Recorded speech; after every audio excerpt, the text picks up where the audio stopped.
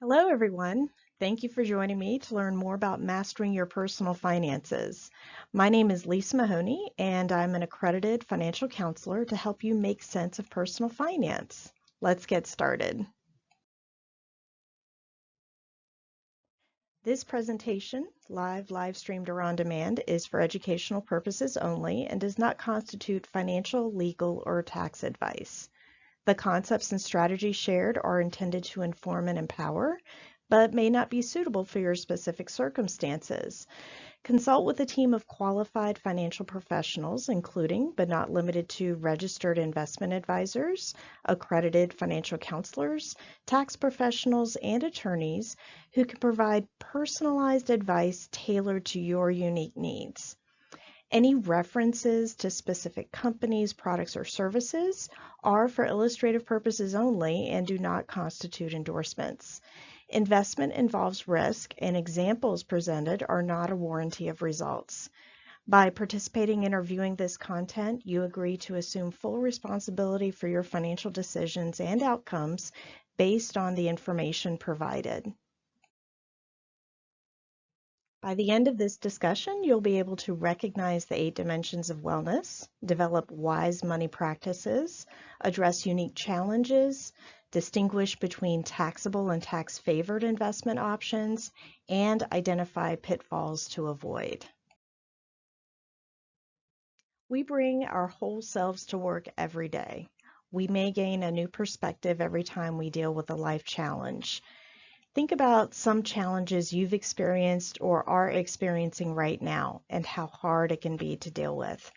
These challenges can fall under one or more of these 8 dimensions of wellness: emotional, financial, social, spiritual, occupational, physical, intellectual, and environmental.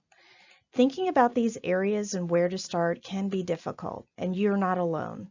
As a financial counselor, I often help my clients and students address the emotional challenges getting in the way of making better financial choices. I'm going to share with you a secret to help you break through what's holding you back. I'll discuss how to help you overcome what may be holding you back and how to move forward with wise money practices. This will help you to create and maintain a foundation of financial success. Achievement happens when we pursue and attain what we want. Success comes when we are in clear pursuit of why we want it. This quote from Simon Sinek is from his best-selling book called Start With Why. He has a top-viewed TED Talk called The Golden Circle, and it can help you think about why you are doing what you are doing. In essence, action helps us to achieve. Our values and beliefs give us the purpose to succeed. Personal finance is about emotion and math. Before we start with the math of money, I want you to take a few moments to think about what is really important to you. Sometimes when we have challenges in any of the 8 dimensions of wellness, especially financial, it can be hard to think about what is important. How would you spend your time if you did not have to worry about how much it cost? If you had no other payments except for housing, what would you do? It could be by yourself or with loved ones. Feel free to pause this video and write down at least one thing that you would do. If you paused and wrote down at least one item, review it now. We can make that goal a reality by aligning your finances with what you value most. Before we dive into what your beliefs are around money, do you remember where you got your values and beliefs? It could have started with your parents and other relatives, maybe friends and experiences that you had, whether they were positive or negative. These items I have listed are some of the beliefs and values I've developed and learned from others. It's not about money, it's about security, freedom, and choices. Align spending with your values. Keep it simple. Net worth does not equal self-worth. A need is now, a want is a wait. Know the difference. Convenience costs you. Save like a pessimist Invest like an optimist. Insurance protects your money. It doesn't make money. Live below your means. You may have your own money beliefs or money scripts that you tell yourself. If some of your beliefs are negative, they may be getting in your way of making progress. You can make different choices to get different results. Once you are open and willing to change your beliefs around money, it's important to begin building financial security in 3 major ways. Create and maintain an emergency fund. Eliminate debt. It gets in the way of true financial security. Empower yourself with knowledge, tools, and resources to make informed financial decisions. To build this foundation, we need to visualize where your money is going. The best way to do this is to review your SIDE. This is an acronym that stands for savings, income, debt, and expenses. Get all your statements together to look at these areas. If you want to analyze this information quickly, start by listing your monthly income at the top of a piece of paper or an Excel spreadsheet, and then subtract your survival expenses. Survival expenses are what you need to live, work, and stay healthy. These include groceries, housing, transportation, and health. If you want an example of how to map cash flow, watch Cash Flow Planning. Once you can see where your money is going, you can decide where you are spending too much and make changes. You can also set aside money each paycheck or month in savings. We save for 3 major reasons: emergencies, large purchases, and wealth building. To help you get started, you can automate small transfers or deposits into a savings account. To make it less work for you to save, earn more interest by depositing money into an online high-yield savings account or an online money market account. These are accounts that earn much higher interest than your bank or credit union. Eventually, you can start investing to build wealth. When life happens, it hits us hard. If we don't have an emergency fund, we handle emergencies in 1 or more ways: loans, credit cards, or withdraw from retirement savings. Instead of doing what everyone else does, would you be open and willing to try something different? We can create a plan now so that when life happens, it won't be as scary, overwhelming, or cause financial trauma. Your plan will never be perfect because life is not perfect. It will not be completely foolproof, although it can help minimize the fear and other feelings that can paralyze you. When life happens, you can pause, pivot, and proceed. Pause your current goals to financially assess what you will need. Stop your current plan and pivot your finances to address the uncertainty. If you are paying down debt, pause that plan. Make minimum payments on all debt to save the cash to address the uncertainty. To save more cash, temporarily pause or lower retirement contributions. This is a better option than taking out a retirement loan, which would lower your income for the next 120 to 390 paychecks. Lastly, if you get a large tax refund, adjust your withholding to minimize the refunds and maximize your paychecks. Tax refunds count as income on next year's tax return. When the uncertainty passes, proceed with your original plan. How closely have you reviewed your pay stub to see what you are paying for? You may want to review your benefits and insurance policies. Consider whether you have the right types of insurance and the right amount of coverage. Insurance protects you from catastrophic expenses. Watch insurance, what you need and what you don't, to determine if there are any policies you can get rid of or that you might need to get. I mentioned before that an emergency fund will help you anytime life happens. When you experience uncertainty, you can dip into it instead of using a credit card, loan, or retirement savings. How do you start? As I mentioned, you can visualize where your money is going and see how much money is left over each month. This is where you add up how much it costs to live, work, and stay healthy. These expenses include groceries, housing, transportation, and health. How much should you put into an emergency fund? You eventually want to save as much as 3 months to 6 months of survival expenses. Whatever that monthly amount is, you multiply by 3 or 6, and that tells you how much to set aside. Where do you put the emergency fund? You can keep a small portion in your bank or credit union savings account for immediate access. Move the rest to an online high-yield savings account or money market account so your money will make money with higher interest. After this step, we can think about how to protect the emergency fund. It may seem crazy to have additional savings to protect the emergency fund, and we do this because an emergency fund is for emergencies. It is not for large anticipated expenses. What are you saving for? Anything that is not an emergency. Vacation is not an emergency. Buying a house is not an emergency. Anniversary gifts are not an emergency, although anyone married who forgets until the last minute may beg to differ. What other categories of large anticipated expenses can you save for? Determine how much each one costs and set aside a portion of the cost each paycheck or each month. This is how you prevent the big bites out of your paycheck when they come due. If you have a savings goal of less than 5 years, you can save in an online high-yield savings account or money market account. Any goals of 5 years or more can be invested. This is because there has always been a return in any 5-year history of the stock market.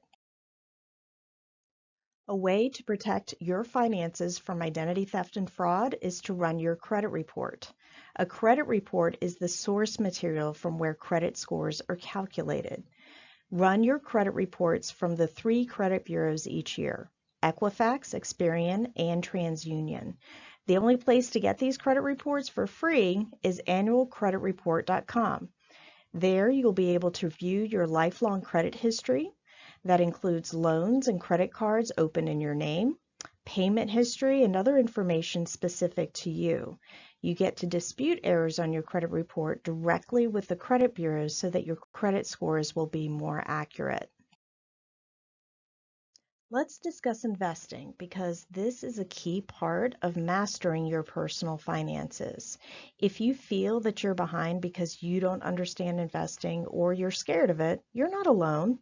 Don't measure your progress using someone else's ruler. Earlier, I mentioned that we get to make goals and align our spending with our values.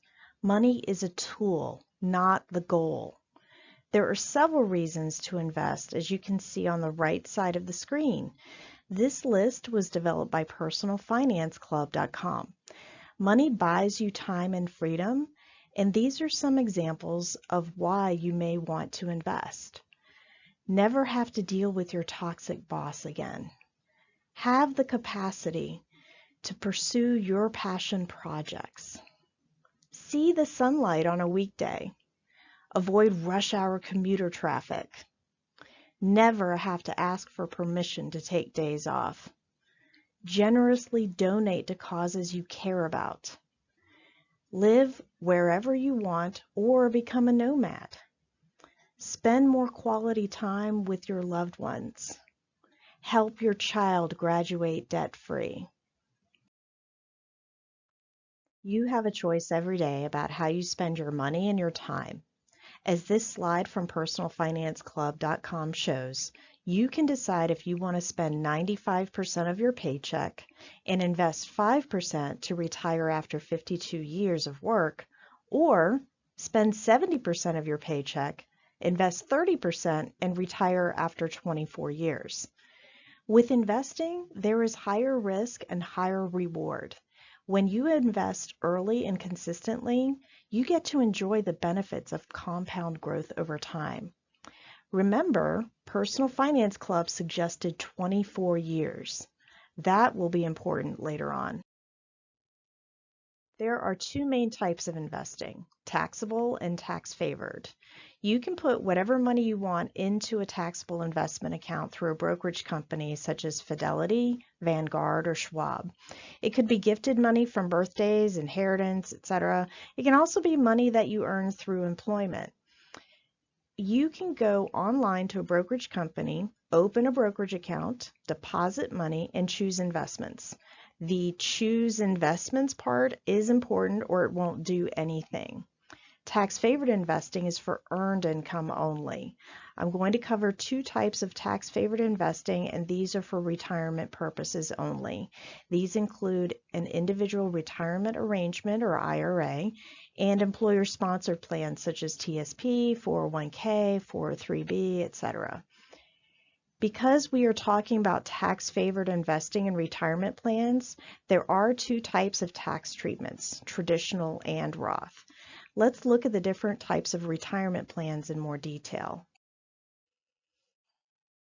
An IRA is something that you can open yourself through a brokerage company such as Fidelity, Vanguard, or Schwab.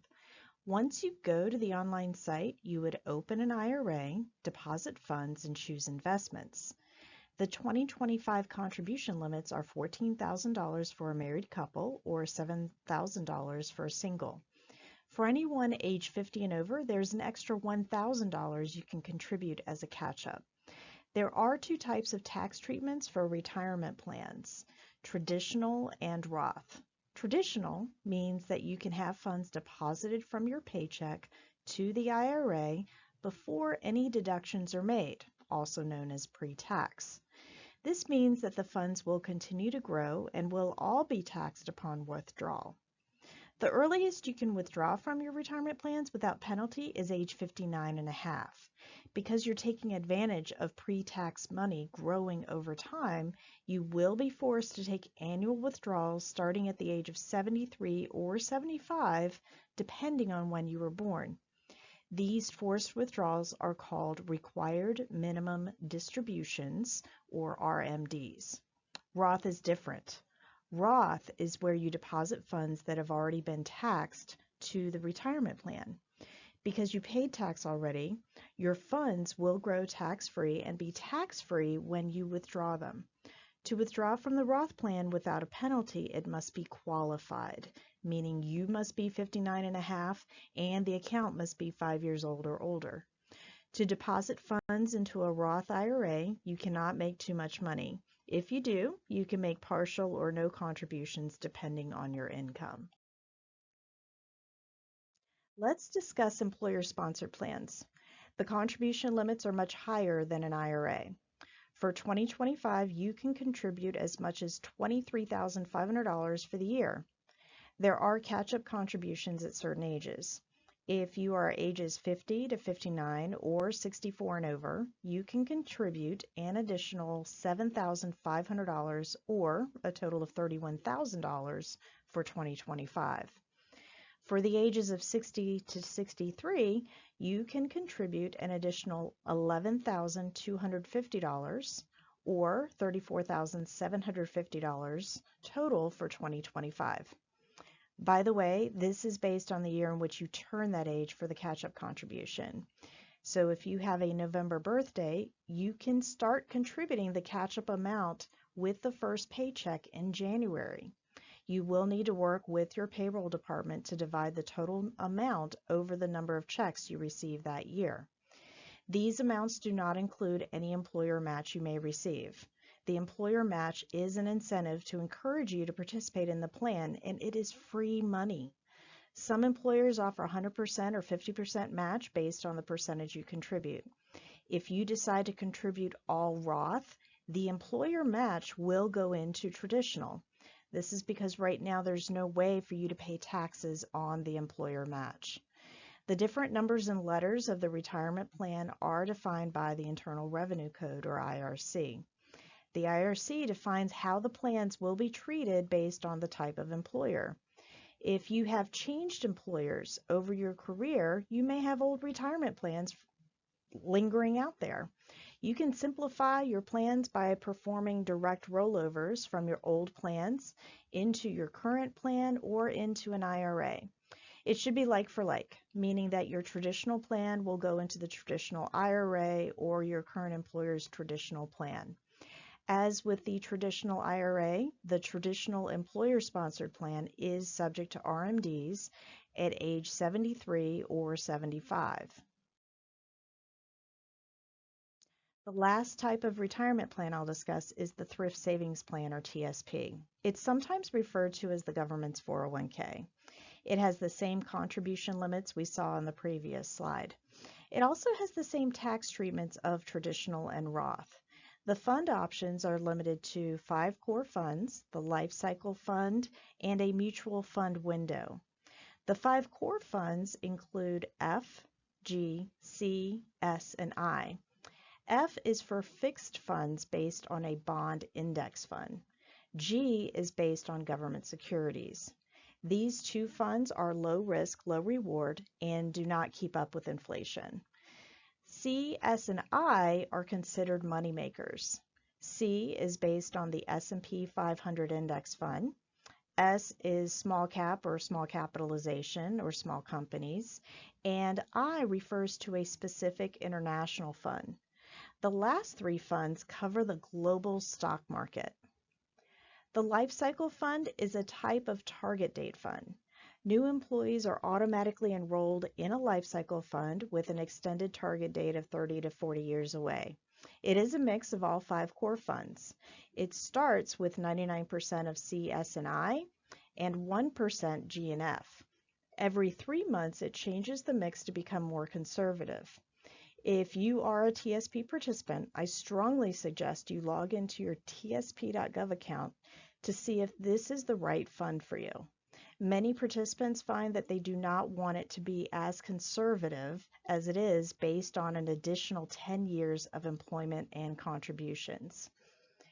The mutual fund window is another investment option where participants can contribute no more than 25% of their total TSP balance, and there is a $10,000 minimum requirement. Participants will incur several fees, including administrative, annual, and per trade fees. As with the other employer-sponsored plans, there is a matching program. If participants contribute to the Roth, the match goes to the traditional.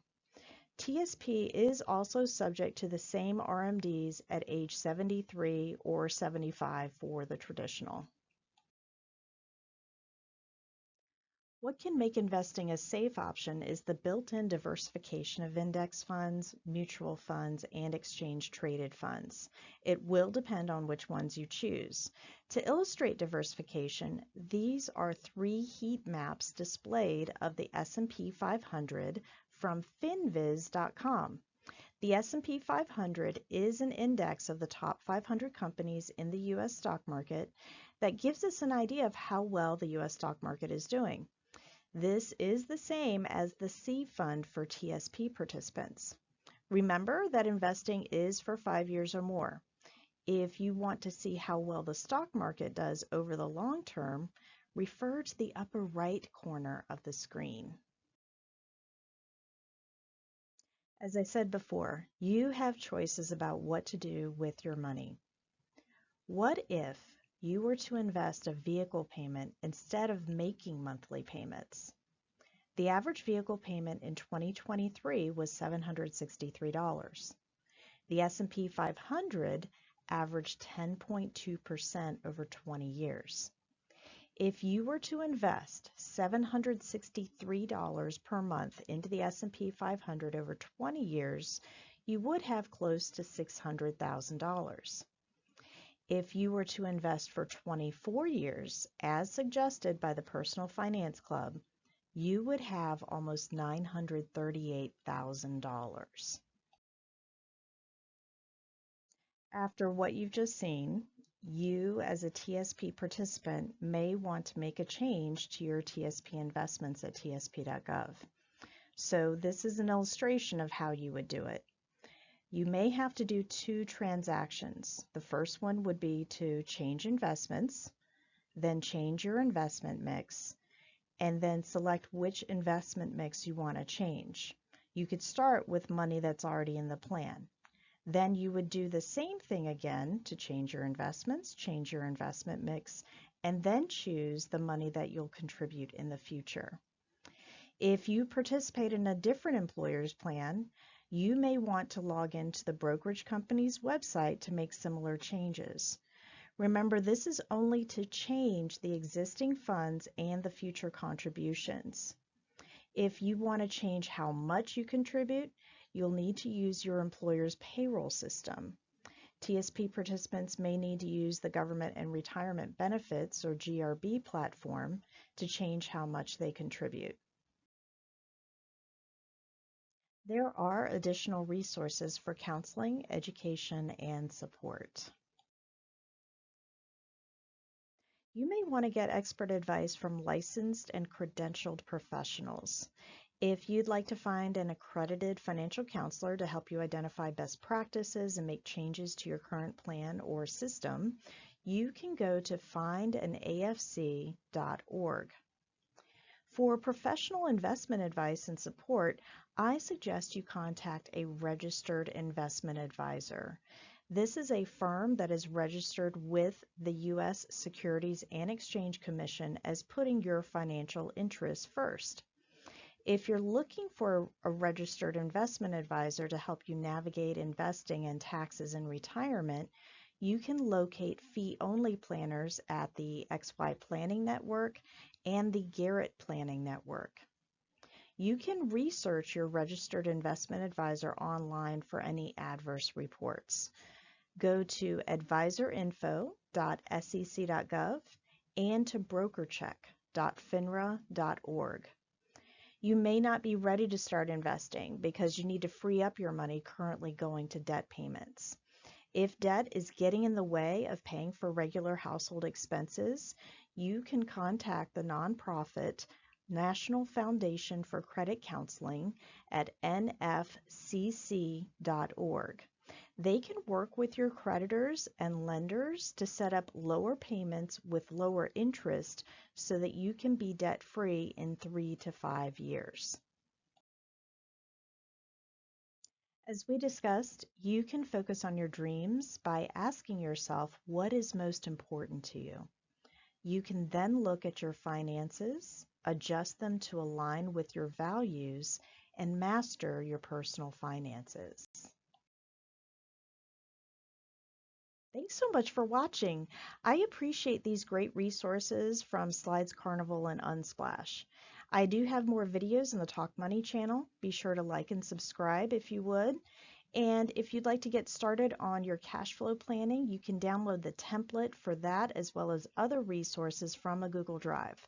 Everything is located at tinyurl.com/talk-money-material. Thanks so much. Keep learning, earning, and growing.